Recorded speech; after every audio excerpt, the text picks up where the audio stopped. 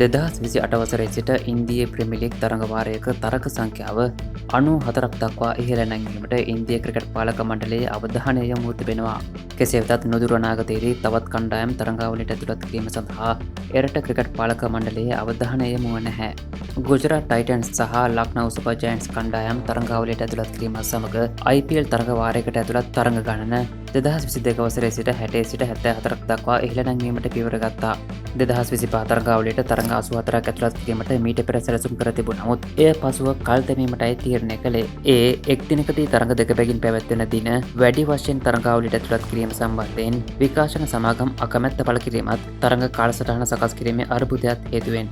නමුත් IPL සභාපති අරුන් දුමාල් පෙන්වා දෙන්නේ 2028 වසරේ සිට ආරම්භ වන නව මාධ්‍ය හිමිකම් චක්‍රයේදී එක් තරඟාවලියක තරඟ ගණන 94ක් දක්වා ඉහළ නැංවීමට අවධානය යොමු කරන බවයි. එහිදී සෑම කණ්ඩායමකටම සෙසු සියලු කණ්ඩායම්වලට එරෙහිව සිය සත්කාරක ක්‍රීඩාංගණයේදී හා සංචාර ලෙස ප්‍රතිවාදී කණ්ඩායමේ සත්කාරක ක්‍රීඩාංගණයේදී තරග වැදීමට අවස්ථාව උදා වනවා.